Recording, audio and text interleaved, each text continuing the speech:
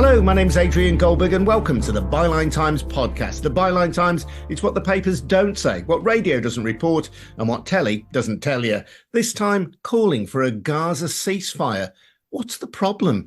Tens of thousands of Palestinians, many of them plainly non-combatants, have been killed since October the 7th when Hamas launched a series of coordinated incursions into Israel. 1,200 Israelis, most of them civilians, were slaughtered and more than 100 hostages taken at the time are still in captivity. Israel's response, designed, it says, to free the hostages and destroy Hamas, has led to the deaths of more than 29,000 people. 85% of the population of Gaza has been displaced. Critics like South Africa have accused Israel of genocide, a claim being tested at the International Court of Justice in The Hague. The latest flashpoint is Rafah on the border with Egypt, where more than 1 million Palestinians have fled in the hope of finding safety, only to learn that Israel will launch a ground offensive there if the remaining hostages aren't freed by March the 10th, the start of the holy month of Ramadan. Meanwhile, in debating the issue, the UK Parliament has been caught up in procedural rows that seem to make a mockery of the very serious issue at stake. So why is it so hard just to call for a ceasefire? We're joined by Shaista Aziz, once a Labour councillor in Oxford, who quit over Keir Starmer's support of the Israeli government's stance, and Byline Times political editor Adam Bienkov. Welcome both. And Adam, if you just want to start perhaps by explaining the procedural difficulties with which the House of Commons became embroiled a few days ago. Yes, so in the House of Parliament, there are opposition days where opposition parties can bring forward their own motions and these can be debated on and ultimately voted upon. These are non-binding, so these don't necessarily change government policy, but these have been around a long time, and it was the SNP's turn to have an opposition day, and they brought forward their motion on a ceasefire in Gaza. There was then the question immediately became, how would Labour respond to this? We knew how the government would respond, but it wasn't clear whether Labour would vote for the SNP's motion or if they try and put their own motion forward. Now, they did try and put their own motion forward, but according to sort of convention within the House of Parliament, it was unlikely to be called by the House of Commons Speaker because the government had itself brought forward a motion. And in those circumstances, normally what would happen is that the opposition day motion would be heard and a government amendment to that motion would also be heard. But there was a lot of pressure put on the Speaker, Lindsay Hoyle, to expand that because the Labour Party under Keir Starmer made the decision that they weren't willing to back the SNP motion. It wasn't quite aligned with their own position on it. They believed that there was going to be a big rebellion on the Labour benches. Some front benches were probably going to resign from Keir Starmer's front bench. And there was a lot of pressure put on Lindsay Hoyle by the Labour Party to allow their motion to be heard as well. He insists that his decision to ultimately go for that was not because he was put under undue pressure by the Labour Party, but because he was concerned that because passions on this issue are so high and because there's been so many threats made to MPs of all parties on this issue, because there was huge protests, he says that he decided to allow as wide a debate as possible and to have a vote on all three motions. So the SNP motion, Labour motion, and the Conservative motion. Now, this caused complete furor in the House of Commons. The SNP were absolutely furious about it because from their perspective, it looked like their opposition day had essentially been taken over by the Labour Party. The Conservatives were very unhappy about it, most likely because they believed that this was going to put Labour, if the Speaker hadn't allowed the Labour motion to go ahead, that this would cause lots of problems for the Labour Party. I think that was a consideration for the SNP as well, to be fair. We ended up having a walkout of SNP MPs. We had a walkout of Conservative MPs. Labour's motion ended up passing on the nod. It was a complete farcical situation. There was then a massive rebellion against this Speaker, Lindsay Hoyle, and there's been a petition among what's known as an early day motion among MPs, around 70 of whom have now called on the Speaker to stand down.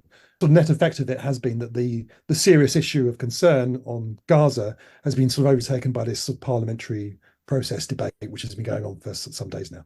And the SNP motion called for a ceasefire, and many people seeing the deaths of thousands of innocent people and the horrific injuries sustained by ordinary civilians in Gaza would perhaps be supportive of that. Many Labour MPs were supportive of that, which was the reason that Labour brought forward its own amendment that its own MPs could support. What was the key point of difference then between calling for a ceasefire, which is what the SNP wanted in their amendment, and Labour's amendment, which also seems to call for a ceasefire? In substance, there isn't a huge amount of difference between the two motions. And actually, lots of Labour MPs wanted to vote for both. That wasn't in the end possible because of the way it turned out.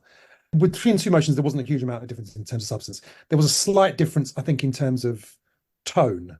The SNP motion placed greater emphasis on the responsibilities of the Israelis and sort of was more critical overall in tone of the Israelis.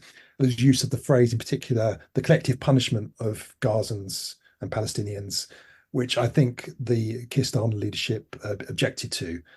But had Labour's motion not been called, I think a lot of Labour MPs, and actually a fair few Conservative MPs, ultimately would have voted for the SNP motion. And actually, the government ended up withdrawing their own motion on this. Initially, it seemed like maybe it was some sort of attempt to get around the problem on the day in Parliament, but actually, we now understand it was because they believed that they were going to suffer a big rebellion as well on the Conservative benches over this issue. So it doesn't just cause divisions within the Labour Party, it causes divisions, I think, right across Parliament on this. So Labour's amendment, and it is very carefully worded, does call for an immediate end to violence. It asks for Israel not to invade the city of Rafah. It calls for aid to be allowed to flow to Gaza. And it asks the international community to work towards a two-state solution, but also emphasises that Israel can't be expected to abide by a ceasefire if Hamas continues to threaten violence. Yes, that's right. The sort of broader debate is, does any of this really make a huge difference? You know, these very long motions with lots of caveats on all sides. The fundamental point is Parliament in favour of an immediate ceasefire or not? And it's clearly there is a majority for that in the House of Commons. I think sort of getting dragged down into procedure and sort of the slight caveats here and there, I think it kind of sort of misses the point of it, really. And Shaista, I mentioned that you fell foul of Keir Starmer and his attitude towards a ceasefire many, many weeks ago now. What do you make of what has been going on in the House of Commons? Well, like the vast majority of decent-minded people, I'm utterly disgusted and appalled by the performative nature of politics in Westminster. Westminster politicians are playing politics with the lives of Palestinians, 30,000 of whom have been killed, and that's a liberal estimate. More than 11,000 of them are children. And according to Save the Children, 1 in 10 Palestinian children have been injured to the extent where they have had to have at least one limb amputated. There is an entire generation of Palestinian children now who are going to grow up, that's if they survive whatever is going to happen next to them, as orphans with severe mental health problems, with multiple challenges. And they are currently existing in a slither of land, which is the size of the Isle of Wight, which has been bombed to smithereens by one of the most sophisticated military machines in the world, funded by the US government and others. And it's utterly appalling to see what's going on. And what happens in Westminster and what the Prime Minister says and what the man who wants to become the next Prime Minister says about a deep crisis in the Middle East and a crisis going on for the Palestinian people does matter.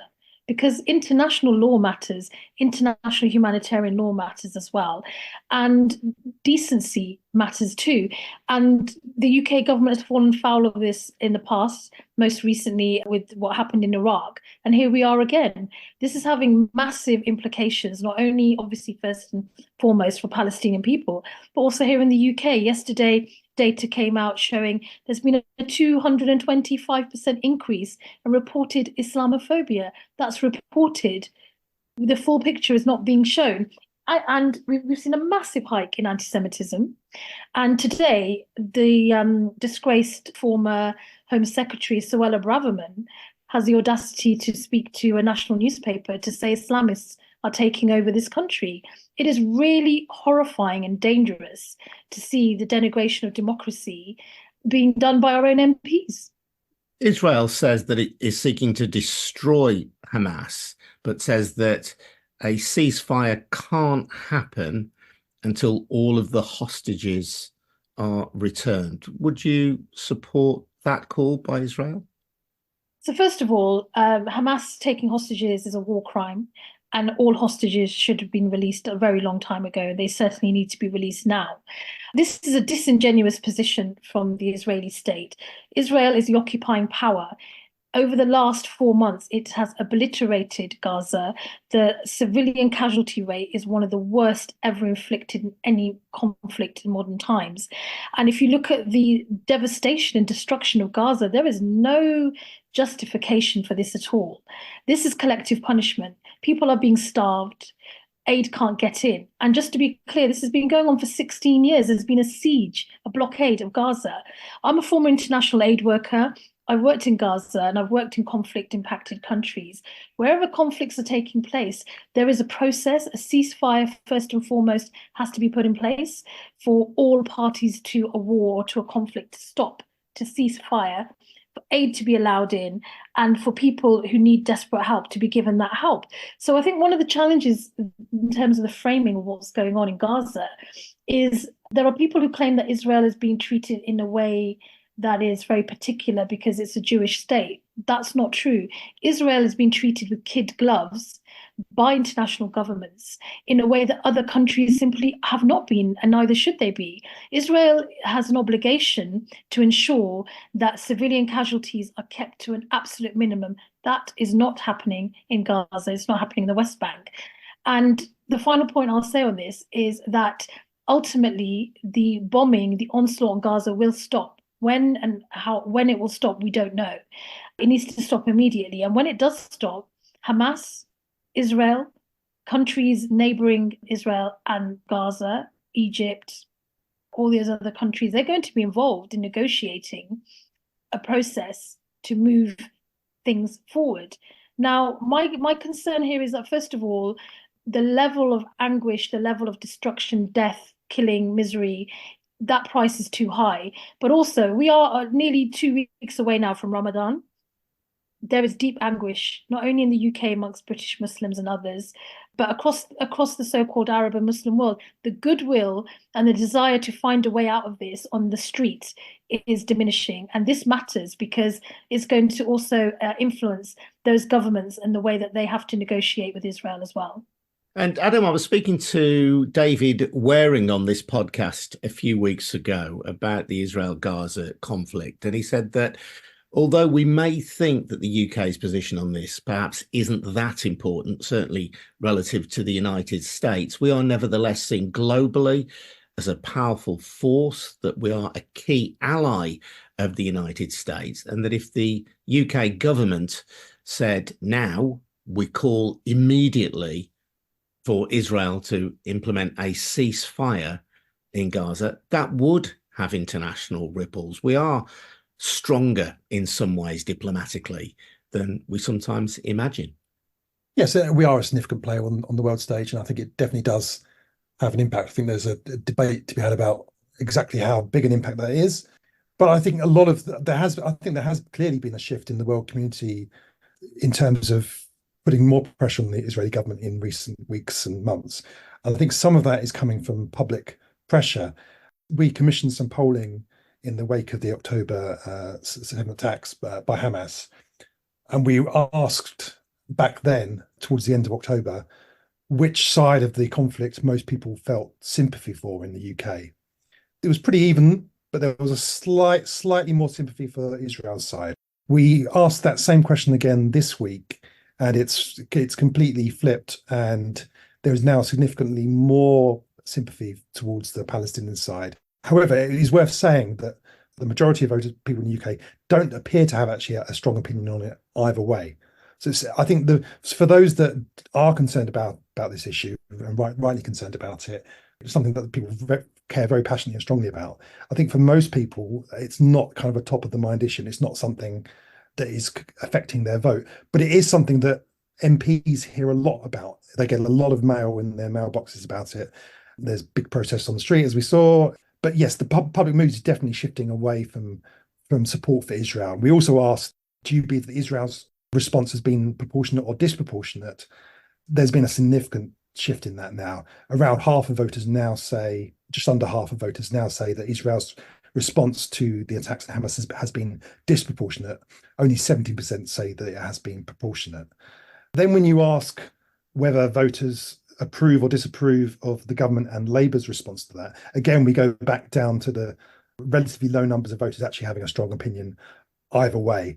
Although in both cases, in cases of Labour and in the case of the government, voters tend to be more disapproving than approving both of Labour's response and of the government's response. And that, again, has shifted since October. So of those that care about these issues and think about these issues, people definitely have not been impressed with the Labour Party's response and with the government's response to this so far. And we know that the government's position has remained pretty unaltered since the start of the conflict, and it mirrors the official position anyway of the United States, albeit that Joe Biden, I would suggest, is clearly becoming impatient with Israel. The reason why I think there's so much focus on Keir Starmer is because he is potentially our next prime minister, but also because this is an issue at some level which has divided the Labour Party, perhaps not a fatal division, but a significant division in some parts of the country. And because Starmer set out his stall as Labour leader to rid the Labour Party of anti-Semitism. Now, I don't know to what extent this particular conflict exposes anti-Semitism, if at all, within the Labour Party, but it will be seen through that lens by some people. I think that was definitely a consideration for Keir Starmer in his initial response to what happened in Israel and Gaza back in October. My own view is that there was a slight overcompensation for that. And I think his initial response wasn't nuanced enough. I think there was an overemphasis on support for Israel and too much of a reluctance to criticize some of the early actions taken by Israel. That has gradually shifted over recent months, but it's tended to shift in line with shifts that we've seen on the government benches as well. I think David Cameron has started to become more critical of Israel's actions, Rishi Sunak as well. And it's only as that has happened that Labour has gradually shifted. And there is dissatisfaction among Labour MPs and among Labour Party members about how slow Labour has been to take a more nuanced position. I think ultimately the position they're now taking is that nuanced position that they probably should have taken from the start. And Shaista, I'm sure like me, you're engaged online and you see the binary division into which some people would seek to drive the conflict in Israel and Gaza and reflect that back here on the streets of the UK. And that's perhaps reflected in the rise in both Islamophobia and anti-Semitism that you refer to. That doesn't do anybody any good, does it? Of course it doesn't. It's horrific. One of the best things about Britain is its rich diversity and pluralism. And sadly, politicians are not doing anything to protect either one of those things. And, I've said it from day one, from when I resigned very early on, after hearing Keir Starmer's horrific rhetoric on endorsing collective punishment of Palestinians, that the way this is being played out here in the UK is that those people who want to divide our communities see this as fuel for their cause. And Islamophobia and anti-Semitism are different faces of the same coin. Where you find one, you usually find the other. And this pitting communities and people against each other is disgusting and deplorable. And this is what the UK government is currently doing with its rhetoric about so-called Islamists taking over the country. On one hand, we've got a democracy that is really fragile in this country. Voter turnout is very low.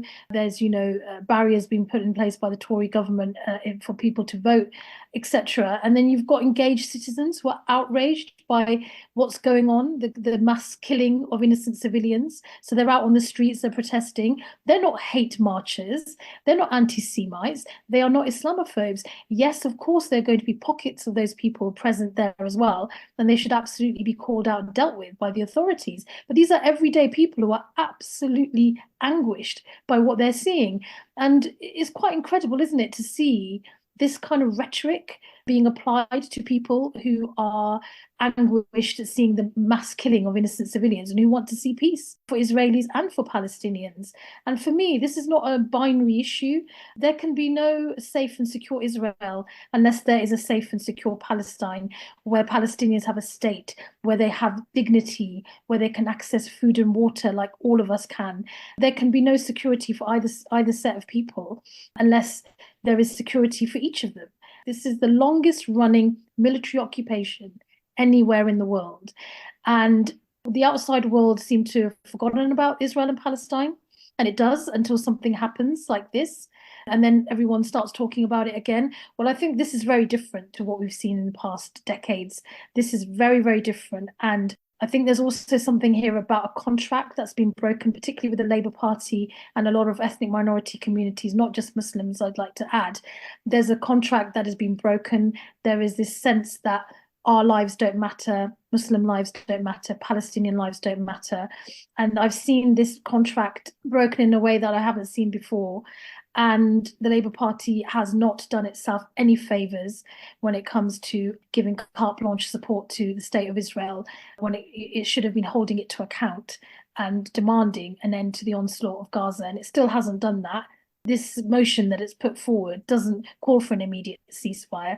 It's another form of alphabet soup that is still being delivered by Keir Starmer's Labour Party as more and more Palestinians are being killed and maimed. Shaista, thank you for your time. Shaista Aziz. Thank you also to Adam Bienkov, the Byline Times political editor. Don't forget as well, if you want to support this podcast, the best thing you can do is take out a subscription to the Byline Times. It's a fantastic monthly newspaper which drops through your letterbox. You can also get it at selected newsstands as well. To take out a subscription and make sure you never miss a copy, head over to bylinetimes.com. That's bylinetimes.com. This has been a We Bring audio production in Birmingham by me and Harvey White. Thanks for listening. We'll see you again soon. Cheers now. Bye-bye.